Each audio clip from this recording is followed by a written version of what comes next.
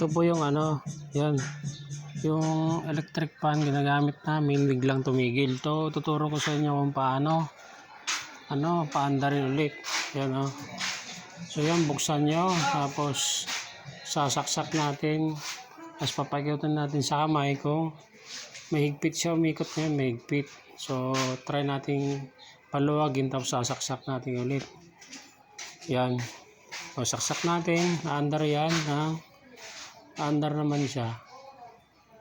Naandar siya, pero biglang tumigil kanina. So, hindi po pwedeng gamitin kasi titigil yan. Titigil din ulit kasi wala na siyang lubricant sa loob.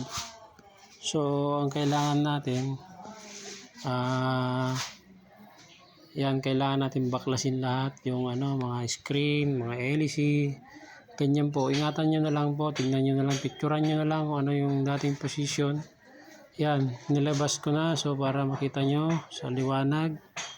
Ayan, ito gusto ko lang matulungan yung mga nasa liblib na lugar, lalo na pag walang mga pyesa. Tapos bibiyahe pa kayo ng malayo bago kayo makabili ng ito temporary naman ito. So hindi ko papakita yung pagpapalit ko ng bushing nito. Ito ay emergency lamang, hindi po ito yung tamang pagre-repair. So yan, lalangisan din natin yung natuyuan.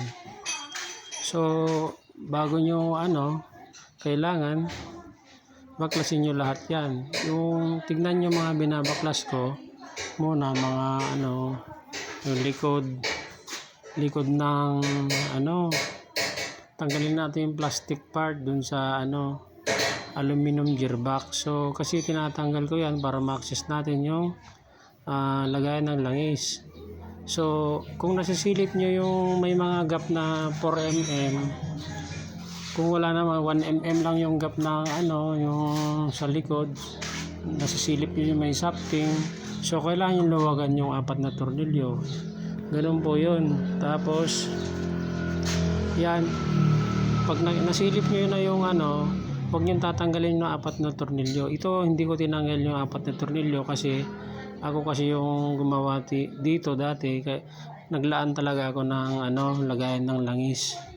So ganun ako gumawa sa sarili ko, kasi siyempre ako ay marunong akong gumawa, hindi tulad ng sa inyo.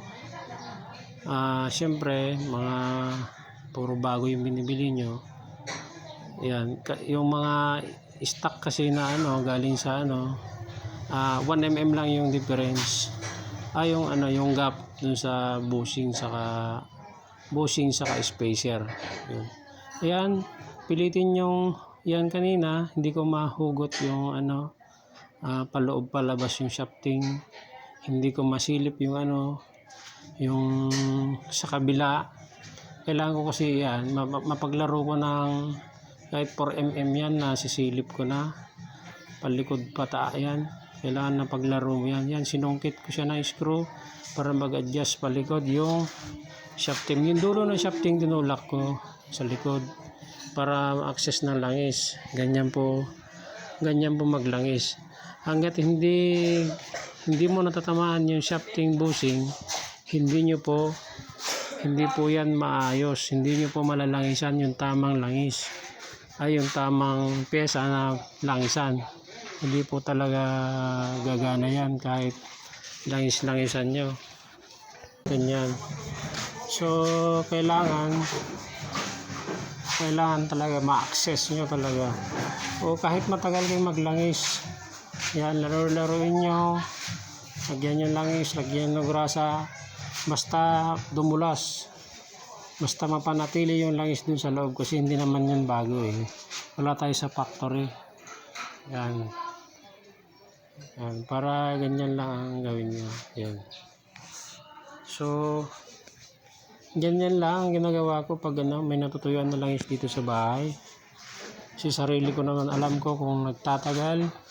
Huwag lang yung maluwag yung niya, yung bushing niya. Pag inalog nyo maluwag na, hindi po pwede yon. Kasi kahit po langisan nyo yon, pag umandar, sasayad po yung rotor dun sa loob. Rotor sa kayo magnetic Hindi, stator. Kasi pag dumikit yon hindi siya gagana. So ganyan, yan, sinusungkit ko pa yung yung para umatras yung mga mechanical parts para lang masilip ko yung lalangisan ko. So pinaka-importante kasi dito talagang malagyan ko ng langis. Ganun po yun. Yan. Ganyan lang ginagawa ko. Ganyan po, yan. So malapit ko nang malagyan talaga, ma-satisfy. Hindi pa ako nasa-satisfy sa na yun, oras na yun eh. Kailangan talaga ma-satisfy ako para hindi na siya, matagal naman siyang tumigil, ganyan. Kanina kasi yan, pag pinaikot mo, parang yung parang bearing yan eh, pag wala ng grasa, ganun ang mahigpit. So ganun po. Yan. Okay. Tuloy-tuloy lang yung paglalangis natin hanggat makuha natin yung yan. So yan, malaking tulong to para sa inyo mga lalaki dyan sa kahit babae kung kung wala na talagang gagamitin, emergency. So ganyan lang gamitin nyo. Kung mahigpit yung ternilyo, sikapin nyo na lang atras nyo ganun. Ingatan nyo lang, so wag naman sobra, baka mamaya lumusot na yung or wag nyo pupukpukin walang magpupukpok. Kasi pag pinukpok yan, wala na, goodbye electric pan nyo. Ganyan po yan sa lupik. Ay ganyan po pag nasira. So kailangan talaga ganun ang ganyan. Ganyan lang po ginagawa ko, yan. So malapit na yan, malapit nang malubrikan. So pwede na natin gamitin mamaya kasi mainit na yung panahon. Yan. So nilalagay ko na yung nilalagay ko. Yan na, i-testing na natin, saksak. Okay, ganyan. Ganyan po yan. Yan, number 1 pa lang yan, bubulusok na sa hangin.